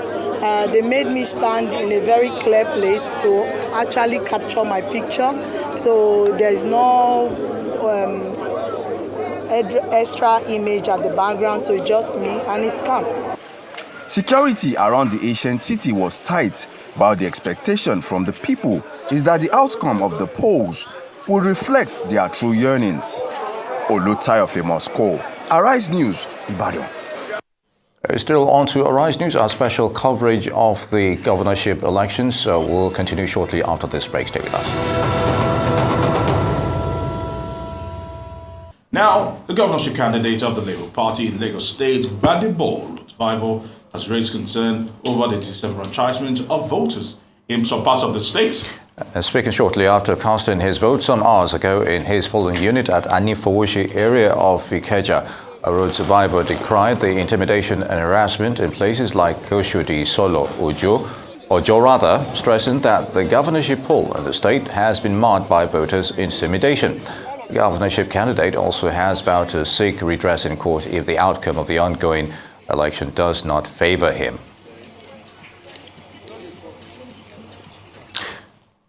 In Rivers State, voters expressed their displeasure on their electoral process experience. The APC chieftain in the state, Tony Okocha, expressed his concern over non-availability of second number code from INEC for beavers. Not quite long, they've given us the first password for the opening of the accreditation of voters and the second one for uploading or online transmission. That was where we had the issue. And they are still saying that they will still send the password again in the polling units, which means it is still under probability if this will come or not. Fine, if it fails, the result will no longer be uploaded in the polling unit, rather in the INEC office, like what was done last time. So, which means the INEC rules and regulations are not being followed critically. Well, we leave everything in the hand of God, because what we had in mind as we go there, definitely the electorate will ask us, are you with the passwords? Same, I would say they've given us one, we've not seen the second one.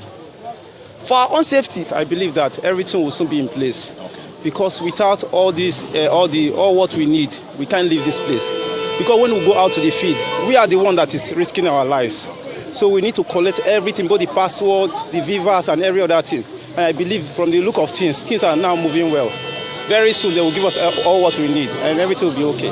I hope what happened the last time will not repeat itself, because I was not permitted to vote the last time. Because they said if I'm not going to vote for each party, that I'm not going to vote. So I went back to the house. I'm told that the POs are expecting the code for IREV or whatever, so that they can upload, in real time. So that's what is holding them back. But you can see that if you go around the unit, you see that people are ready, waiting for the materials to come. Exactly what happened last election, and we beckon on INEC to see how we can make this better. If they say the duration is 8:30 to 2 o'clock, then and we have not started. So what happens? The governorship candidate of the Accord Party in Rivers State, Dumo Lulu Briggs, has alleged vote buying in some polling units of the state. Lulu Briggs stated this shortly after voting in Abonima in his community. He alleged the voters are being induced with money to vote for a particular candidate. He also laments the low voter turnout in the state, while also alleging that some Accord agents in some local government areas were beaten up. I think that there's a lot of apathy and fear and all that in several places from what we have seen. Even here we heard in Abonima up until last night, the room for PDP do not come out. You can see most of the old people, they didn't even bother to come out.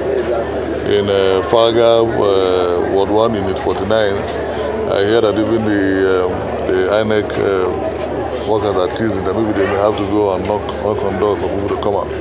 Nobody has even bothered to come out. Even some party agents are not even there. Everybody is afraid because they send out, paramount rulers and send out town criers to make announcements. You are not going to vote PDP, do not come out and all that. So there's a lot of fear in Emoha local government area.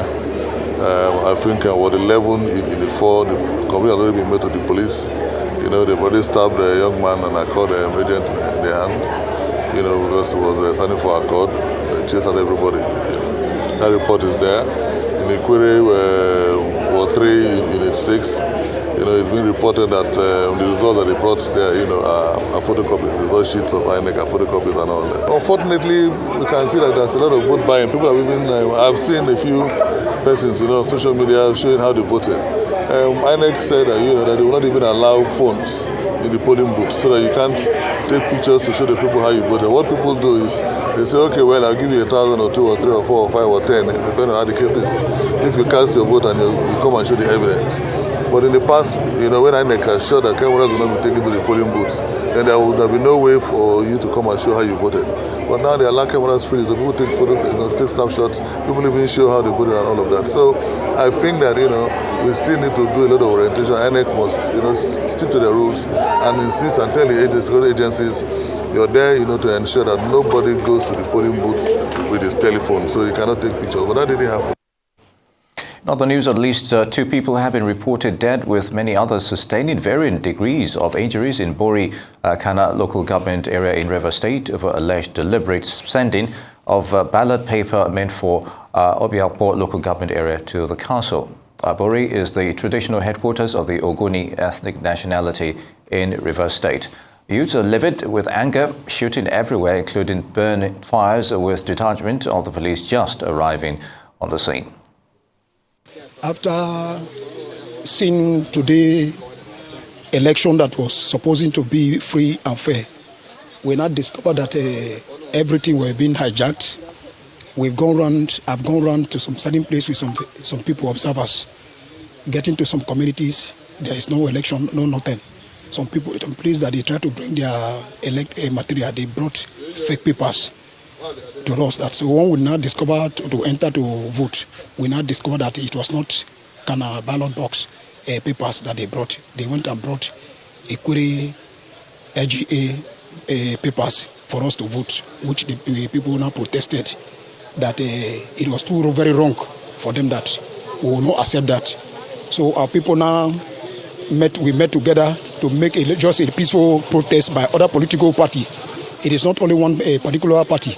All the whole parties now joined together to make a protest directly after passing to the whole communities from Kani, Ko, Bori, and the whole other communities.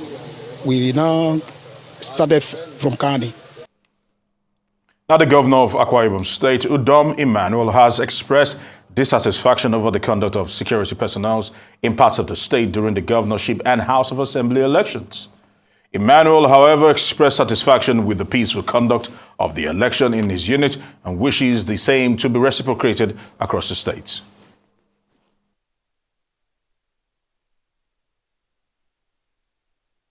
So I'm excited today that they are going to elect another person that will take over from me. I think, and also what interests me most is the peaceful conduct I'm seeing within my local government here. I just pray it will be the same across. And I've just also been told of a whole lot of fake people all over the place. They just told me now one Rita Okie Mese, a DCP, that came in from Abuja with a truck of police. She's all over Iket now, disrupting elections. Rita Okie Mese, I've reported her to the AIG. I hope the police authority will take serious action against her. Police is made to ensure free, fair, and credible election. But what she's doing right now in Naked, if people want to follow about that, it's going to create a whole lot of problems. But I've reported accordingly, and I expect action to be taken. But outside that, and few issues, also here and there, no system is 100% perfect. We can score 90 here with only 10% error margin. I think it will still be excellent. I mean, as far as system is run by human beings, can never be 100%. I've performed my duty as a citizen of this country, and I have my own expectations.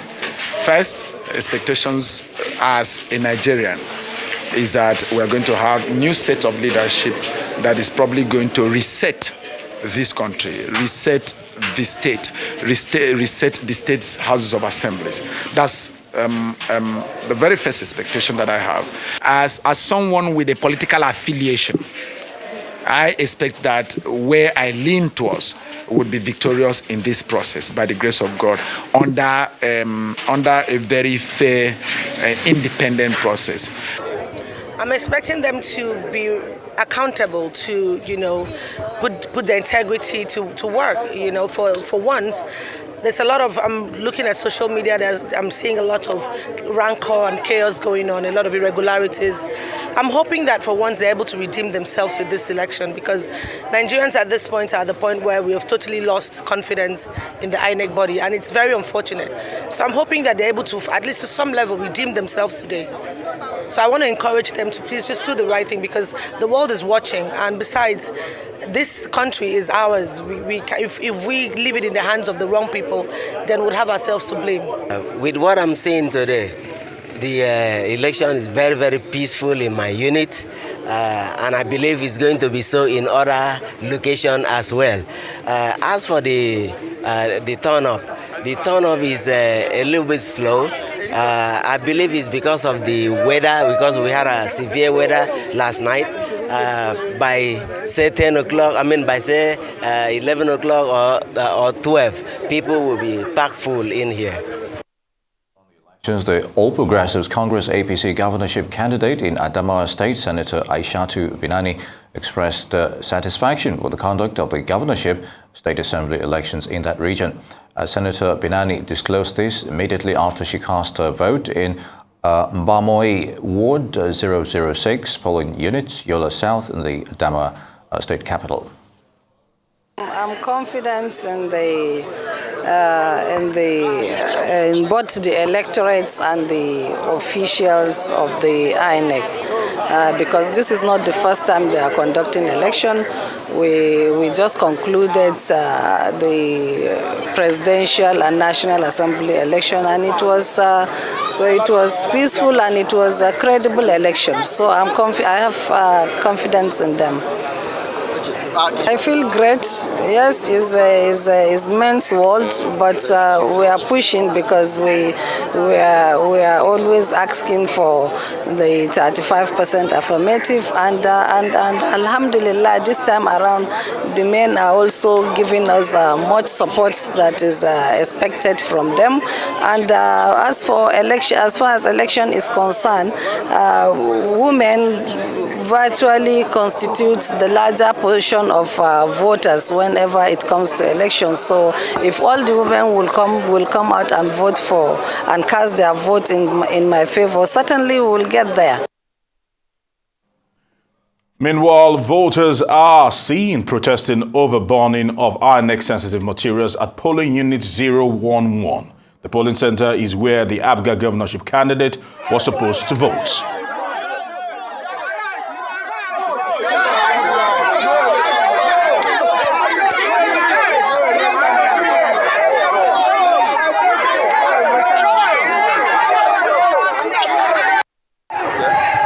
Benjamin.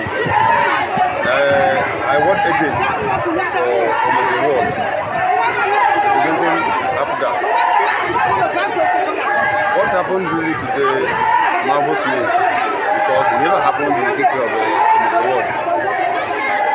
From the whole government, one of our mobile security, civil defense, and our youth accompanied the electoral materials from the government down to the collection center. On reaching here, people we are here, watching the INEC to share the material. And we are bringing the materials down from the vehicle.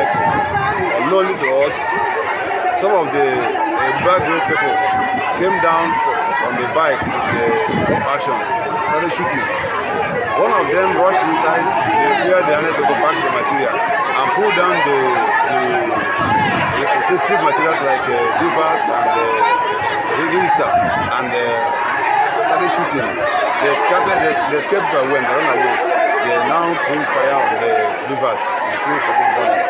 So as they were trying to stop them, they were shooting periodically. In instance, the injured 3 persons.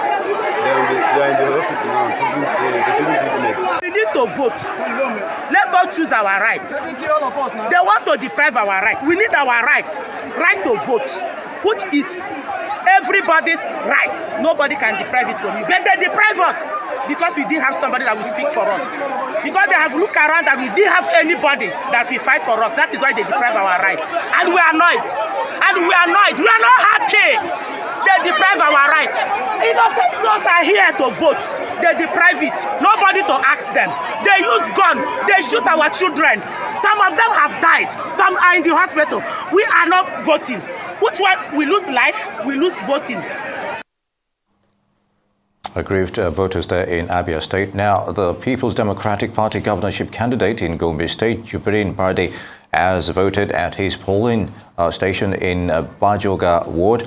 Jibrin Barde, who voted around 10 a.m. today alongside party faithful, addressed the press shortly after expressing satisfaction with a large turnout of voters across the state. He, however, expressed dismay with the issue of vote buying allegedly done by the state governor, Inuwa Yahaya, who he believes is trying to use the instrument of the law for manipulation. Clearly, our supporters should collect whatever is being given to them. I have no issue with that, but they know that they can vote for their conscience. They have really suffered for 3 years, 10 months now, and that vote buying of 200 naira, 500 naira today will not take them for the next 4 years. So they know that for sure. So they should collect the money, buy food with it today, and then vote for PDP so that we can bring about development in our state. Now, the Benue State Governor Samuel Otom and his wife Eunice Otom have casted their votes for the governorship and state assembly elections in Otom. Governor Otom, however, commends INEC for the process, which he expects should be replicated across the states.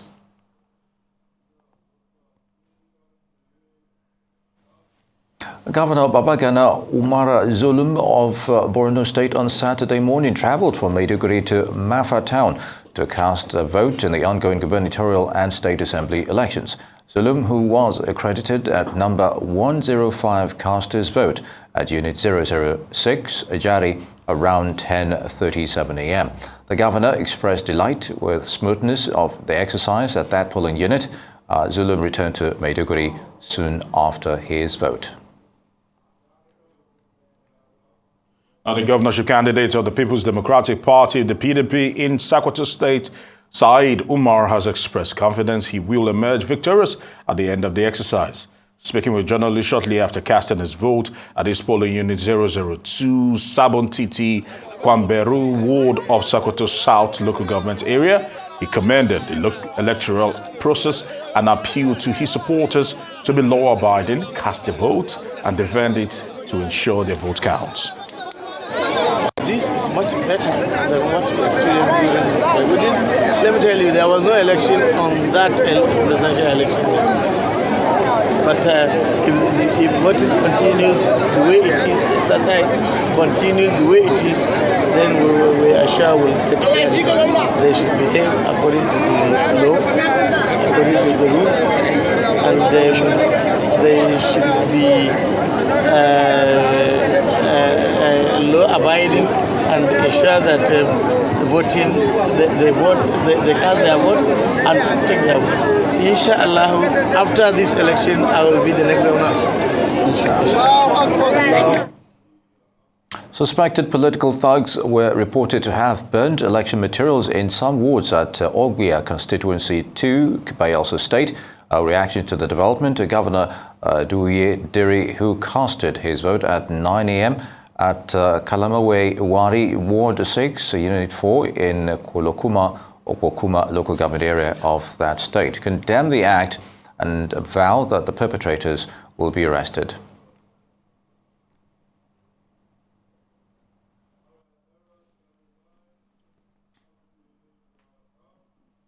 Now, the House of Assembly election in Imo State witnessed a low voter turnout and snatching of electoral materials. The candidate of the Labour Party House of Representatives for the Imbiatolu Ikeduru Federal Constituency, Uche Ogbuagu, attributed the low turnout of voters to alleged hijack of results in the last presidential and National Assembly elections in the state. However, he commended the Independent National Electoral Commission, INEC, for early arrival of materials, which of course was hijacked by some hoodlums, according to him. Things are not moving the way it should be. There's a lot of impunity. As a matter of fact, as early as this time, people have already started snatching beavers. In places like Ifakala, in Mbitolu, places like Obako, already by this time, about 5 beavers machines have already been snatched, and you can begin to imagine what will happen before the end of today. This is also exactly what happened on the 25th of February. They are repeating it today, 18th day of March. Where are we heading to? Power comes from God. It does not come from man. Why are people bent on foisting and hoisting themselves on the people? As the governorship and state assembly elections kick off around the country, we will like to remind you of the governors seeking re-election. We also have as well, let's look at the top 4 candidates for Lagos. And of course, all right, Victor. The rest of them, of course, Dakwa Abiodun of Ogun State, Abdullahi Sule of Nasarawa State, Inuwa Yahya of Gombe, and Bala Mohammed of Bauchi State. Some of the governors seeking re-election. Definitely.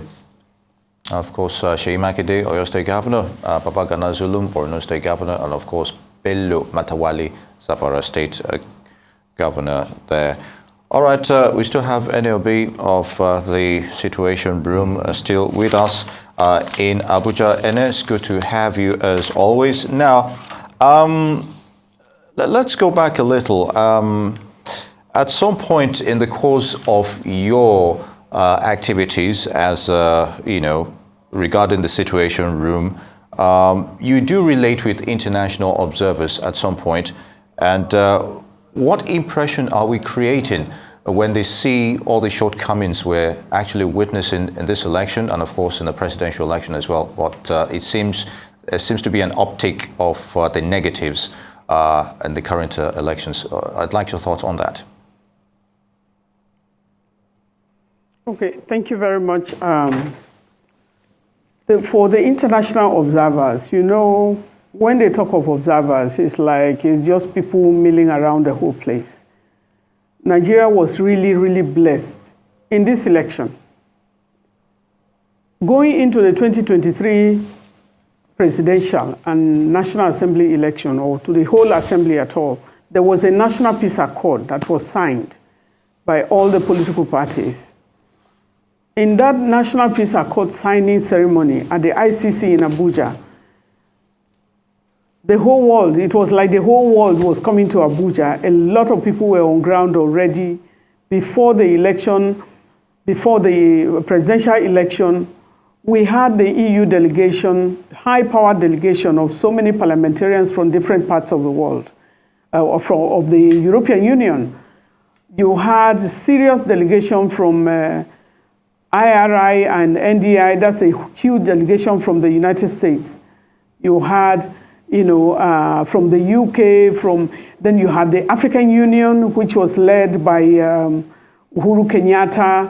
You had the Commonwealth, which was led by Thabo Mbeki. All of them paid a visit to the Nigerian Civil Society Situation Room. You had the ECOWAS leaders as well, a huge delegation as well, and we received them at the Situation Room. you had another delegation, which is the elders of West Africa, of eminent Africans from the West African coast, led by the Jonathan Foundation, Goodluck Foundation. You had different sectors, segments of the society across the world. It's like the world came to Nigeria. And I thought we were lucky. And coming into the election, I thought we were so prepared for an election that would have been one of the best ever conducted in Africa. Or let me come down to Nigeria, that we thought for a beautiful election. And all of the delegations, they were very serious. You can imagine what goes into getting a system ready.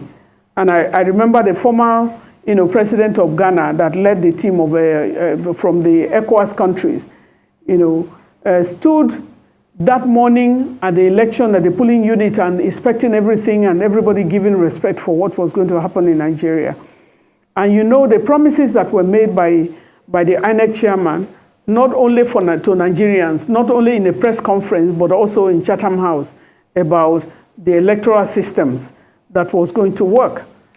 I think the fact that the electoral, the BVAS, there was no upload, and now it's happening again in this election. I reported earlier that, from Aguda, in Surulere, there was a report that the INEC officials were pronouncing very seriously that they were not going to upload. Now you are hearing it from different states, of the federation as well, that they are not going to upload, while we are receiving some uploads already. So who are they taking instructions from, or what is happening? I think the fact that the area portal did not work had issues of credibility raised, and also issues of transparency that was raised. And so the high hopes that were built, and when you're going into an election, and you have people reassuring you that they are ready, issues of logistics were tackled. It was supposed to be, going easy into the election. But of course, we expected that there would be some tough times, especially because of the cash swap. The non-communicant, of INEC that is not communicating anything about what really happened, and development partners are involved to make a difference. They held meetings with INEC. What can we do to get you more ready? Plus the fact that a lot of money was voted from the Nigerian government, and the Constitution gives them the right to have the money a whole year, or the Electoral Act rather, a whole year before the election, so you cannot have any excuses of saying that we didn't get the money or we got the money. Of course, when we ask INEC, were you giving all of the money? Nobody tells us anything, because you cannot bring your boss to saying, I received the money or they didn't give the money because of violations. But where you fail, you also have to acknowledge it. The whole, observers were on ground. Observers observe. There's a difference between observers and monitors.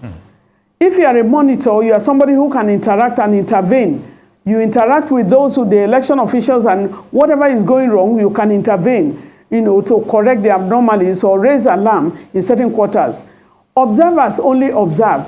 Before we build the observer team, you get accreditation from INEC. So a lot of accreditation was done for all of the people. In this particular election for today, we deployed 2,340. That is from the Nigerian Civil Society Situation Room alone.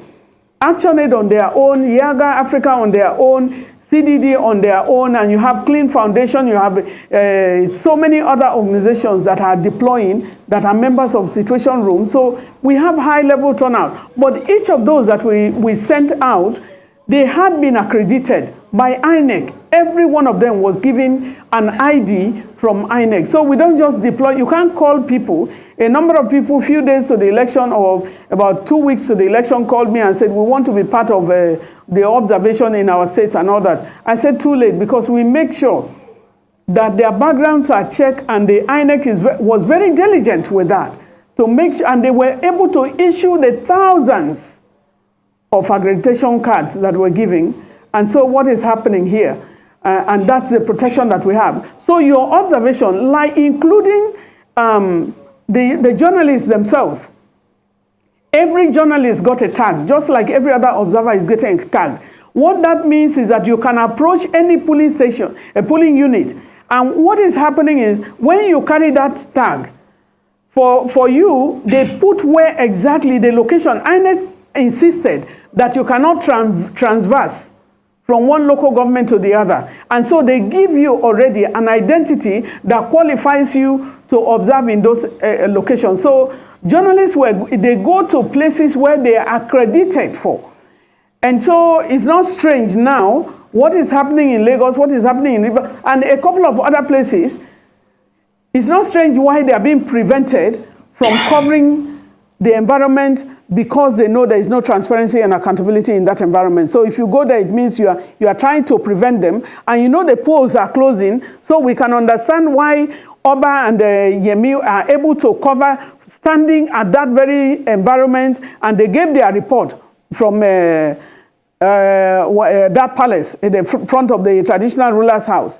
And a few minutes later, they were taken and even prevented. I hope that they give them back everything that they took from them, and that no arrest yet. We were told that the journalists went to the police station, but we have not been told of arrests that have been made because people are seen, those who conducted this are on ground, and arrests must be made. That's the only time that we can say, yes, the police, you have done what you should do.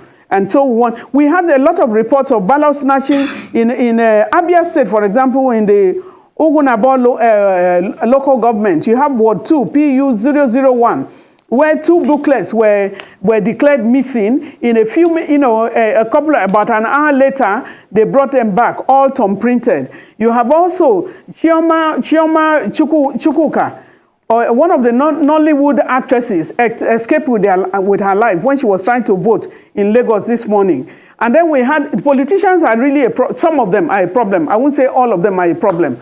In Enugu South, Maryland Ward 13, where they saw a politician there who was leading people to drive away the opponents, people who came to vote for the opposition party, or those who were opposing him. And so you carry out all of these things, you are seeing impunity. And a budget staff was also attacked in Onikpan, that's the farther area of Lagos. So we are having multitude of reports that are coming in. It's not looking very good, and when you look at international observers, many of them, of course, left after the presidential election, which was what they wanted to witness and what they didn't see. But we're hoping that INEC will rectify. The security will also look at the loopholes or the gains that they made during the presidential election. But it seems the lessons are not, we're looking at people who are being complacent or people who accepted, to do the deed of those of the political parties that are in their own environment. And that is totally not acceptable. Because you are security, because you have the security apparatus, or you have, government is a tool of power. And the administration is a process. And both of them are important. And when you misuse the tool of power, that's an abuse of office. And you should be condemned whenever that happens. And should be held accountable as well. All right, I want to say many thanks to you, NLB, for your time here on Nigeria Decides 2023. But I would like to cast my attention back to you, Dr. Ohai, here in the studio. We've heard all that Anna has actually said, read out some situation reports as it is happening live across the nation. At this moment in time, looking at what has happened, because, of course, officially voting has closed, but those that actually were able to get to the polling units before 2:30 will be given the opportunity to vote. But as it stands right now, haven't seen the presidential and National Assembly elections go down, and today we're also witnessing the governorship and House of Assembly elections.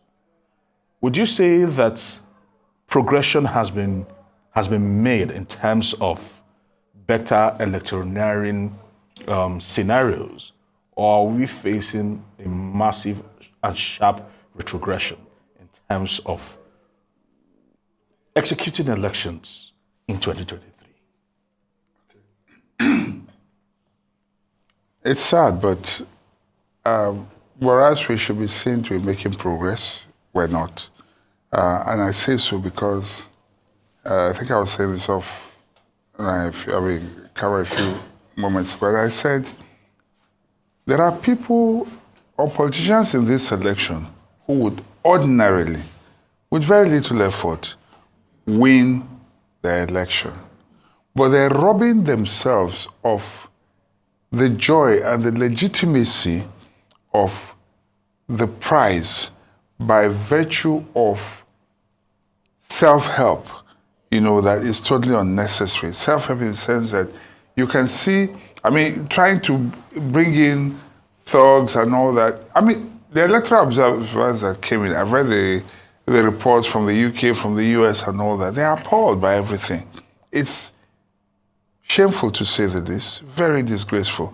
I don't think I've witnessed any election that has, in recent times, particularly in this particular dispensation, in the last 24 years, that has been, characterized by this much impunity, violence, and this goes back to the question I asked Anne about votes counting. Yes. Maybe the question to her was for the electorate, not to the politicians. From all this, if you were to infer, do they believe that the votes of electorates do count? Because if they do, you've mentioned self-help, then why resort to self-help? Well, you see, sometimes if you are, as a student, if you always cheated, you would never really know your full capacity. I guess that's what's happened to these politicians, because they're so used to rigging, they don't even know their potentials. They don't even know for sure how truly loved or appreciated they are, because they've always been supported by the crutch of rigging and all of that. And that is what, so that doubt, that, okay, just to be doubly sure, let me help myself. That's what's happening. Votes should actually count, but these politicians are not prepared to take a chance because they never really had an opportunity to know how popular they truly were. Because although they would have won, but they kept cheating all the way. And so now that votes should count, they are no longer sure if truly they are popular with the people. If I may come in here, regarding what NLB also alluded to, the fact that you have a year to prepare for these elections, and in terms of perhaps the logistics, in terms of the money, funds for you to execute this project, this election as it were, we got all the assurances from the INEC chairman, in fairness to him. But then again, at some point or the other, and this is not only peculiar to these elections alone, you always have that nagging doubt that, okay, fine, something might go wrong, and at the end of the day, it does go wrong. But when you look at this scenario, just like Aaron asked, are we actually going forward or backward? And should we all always be, have these anxious moments that we can't actually 90% even trust INEC regarding executing this to the fullest? I know they have issues that are probably beyond their own understanding, their own... How would you know? But I don't know that. I don't know that. But, when you see that kind of scenario, despite all the assurances, so where do we go from here?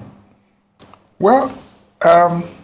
And besides, what they have to do is not even rocket science here. No, They're just basic things, it's not. Even the so-called beavers technology we're talking about, it's a dated, it's an old technology. It's not new. Yeah. It's like 10 years old or more. So first of all, let me correct. Must have been asleep when you said they had a year to prepare, but that's 4 years. Even 4 years. Because at the end of every election, you start preparing for the next. True. The first thing you do is do some sort of post-mortem. Okay, hold a meeting.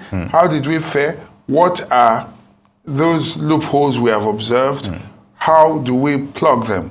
They've had, anyone with 24 years of experience is no longer I mean, that's more than enough experience in any field of endeavor. So INEC has been on this for 24 years. Okay, since 1999. I would say before, because 1999 was when the election took place. Yes. So they had the benefit of more than 24 years because INEC predates the election. So they've had at least 25 or 26 years of experience, more than a quarter of a century. Let me put it properly. More than a quarter of a century of experience. And I know for certain that there are people who were there in the beginning who are still in the system. The current chairman of INEC has been there now for, what, 8 years? Yes. Yes, 8 years. So what excuse would he have? If you do not learn from every election cycle, you did not learn from the first, the second, the third, the fourth, and I think we're in the 8th now or something like that, then when 16 plus 8, I think, no, that's even, no, 4 plus, that's 6 or 8. I think it's about 8, thereabouts. I think so, yes, 8. So if you have not learned after 8 after 8 circles, not only that, to remove every excuse, you are given all the money, not just by the government. Foreign bodies also give them, they support them. Whether in cash or in kind, foreign donors support them. So they are this, if you like, call them spoiled babies of among all the parastatals. Now, Dr. Hyde, so what excuse? Let me just throw this one in. Briefly, Very please. briefly. 30 seconds, please. Very briefly, in less than 30 seconds. A lot of people accuse INEC, maybe rightfully so or not, of political chicanery for what happened on the 25th of February and the aftermaths thereof. And some were saying that this will be an opportunity for INEC to redeem their image come the 18th. This is the 18th. From all you've seen, has there been a sharp improvement on what happened on the 25th and today? Because we're still talking about INEC, just briefly. 2 things. 1, the results speak for themselves. 2, perception is everything. No matter what they have done, at the end of the day, how is INEC as an organization we must all trust, how is it perceived? So in your opinion, how are they perceived? How are they perceived now? Obviously negatively. Okay. All right, thank you very much. Now it's been moments of drama, excitement, and of course there are so many more scenarios. We'd like to thank you for joining us on this special coverage of the gubernatorial elections and of course the state assembly elections as well. I am Ni Uyilo. And I am Aaron Akerijola. Yes, thank you very much. Of course, our guest, Dr. Victor Hai, has been with us from the very beginning. We'd like to thank you very much for coming to us.